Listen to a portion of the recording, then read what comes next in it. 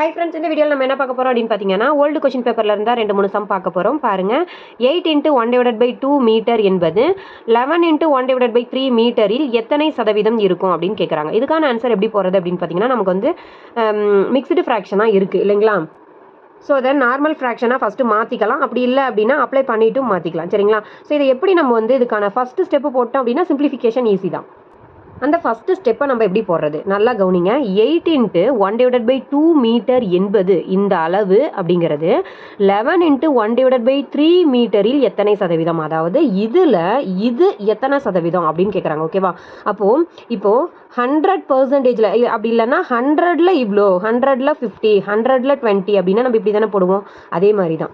ஓகேங்களா? ஸோ இப்போ 11 × 1/3 இந்த மீட்டர் அளவில் 8 × 1/2 மீட்டர் அப்படிங்கிறது நம்ம எவ்வளோன்னு கண்டுபிடிக்க போகிறோம். அப்போ இது கீழே போடணும், இது மேலே போடணும். நல்லா ஞாபகம் வச்சுக்கணும். 11 × 1/3 கீழே, 8 × 1/2 வந்து மேலே. ஓகேங்களா? ஸோ இந்த ஸ்டெப்பு போட்டுட்டோம் அப்படின்னா ஈஸி தான். ஏன்னா சதவீதம் அப்படிங்கிறதுனால எத்தனை சதவீதம் தான் கண்டுபிடிக்க போகிறோம். ஸோ இன்ட்டு 100ன்னு போட்டிருக்கோம். சரிங்களா? ஓகே, இதை சிம்பிளிஃபை பண்ணிக்கலாம். இப்போ அவ்வளோதான்.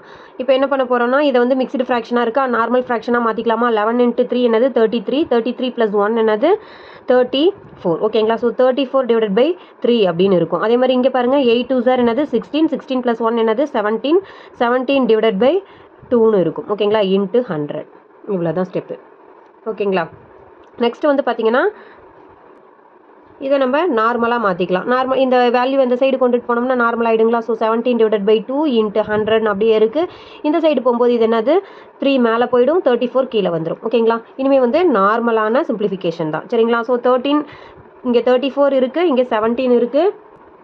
17th டேபிளில் இதை வந்து கிராஸ் பண்ணலாம். 117 சார், இது வந்து 217 சார் அப்படின்னு பண்ணலாம். ஓகேங்களா? ஸோ இந்த 2 வந்து 1 டைமு, இங்கே வந்து ஒரு 50 டைம் வரும். இந்த 2 கேன்சல் பண்ணோம்னா இங்கே ஒரு 25ன்னு கிடைக்குங்களா? அப்போ ரிமைனிங் இருக்கிறது எல்லாம் என்னது, இங்கே 1 இருக்குது, இங்கே 25 இருக்குது, இங்கே 3 இருக்குது. ஓகேங்களா?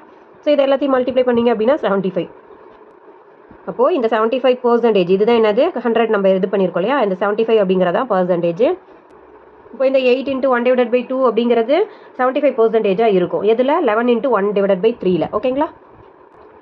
ஓகே, நெக்ஸ்ட் சம் பார்த்தீங்க அப்படின்னா, 210 மற்றும் 55 ஆகியவற்றின் மீப்பெரு பொது வகுத்தியை 55x - 325 என குறிப்பிட்டால் எக்ஸின் மதிப்பு என்ன அப்படின்னு கேட்குறாங்க.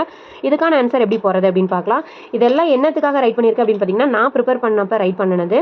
ஸோ இது வந்து யூஸ்ஃபுல்லாக இருக்குது ஓல்டு கொஷின் பேப்பர் அப்படிங்கிறதுனால நான் உங்களுக்கு போட்டு காமிக்கிறேன். ஓகேங்களா? ஸோ அதே போல் உங்களுக்கும் யூஸ்ஃபுல்லாக இருந்துச்சு அப்படின்னா மறக்காமல் கமெண்ட் பாக்ஸில் கமெண்ட் பண்ணுங்கள் அடுத்தடுத்த வீடியோ பார்க்குறதுக்கு. ஓகேங்களா? ஓகே, இதுக்கான ஆன்சர் எப்படி போகிறதுன்னு பாருங்கள்.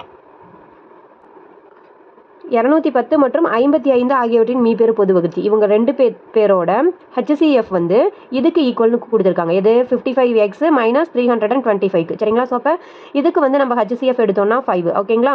ஸோ 5 HCF எடுத்து பார்த்துட்டு ஸோ நம்ம ரைட் பண்ணிக்கிறோம் HCF. ஓகேவா? HCF = 5 அப்படின்னு சொல்லிட்டு. ஸோ இப்போ இந்த HCF வந்து எதுக்கு ஈக்குவல்னு சொல்லியிருக்கிறாங்க. நெக்ஸ்ட் ஸ்டெப்பு 55x மைனஸ் எழுதிக்கலாம். 55x - 325க்கு இந்த HCFோட வேல்யூ 5 அப்படின்னு எழுதிக்கலாம். இதில் வந்து நீங்கள் சிம்பிளிஃபிகேஷன் தான். சரிங்களா? ஸோ 5 இந்த சைடே வச்சுட்டு நம்பர் இந்த சைடு எடுத்துகிட்டு வரலாம். இந்த 55x அப்படியே கூட இருக்கட்டும். இந்த நம்பர் எடுத்துகிட்டு வந்தீங்கன்னா மைனஸில் இருக்க நம்பர் ப்ளஸ் ஆகிடும், ப்ளஸ் 325 ஆகிடும். ஓகேங்களா? ஸோ ஆட் பண்ணிங்க அப்படின்னு என்ன கிடைக்கும், 330 அப்படின்னு கிடைக்கும். 55xன்னு கிடைக்கும். ஓகேவா? இப்போ 330/55 = எக்ஸ்ன்னு வந்துருச்சு. ஓகேவா? ஏன் இந்த 55 இந்த சைடு எடுத்துகிட்டு வந்துட்டோம். இதை ரெண்டையும் சிம்பிளிஃபை பண்ணி பாருங்கள்.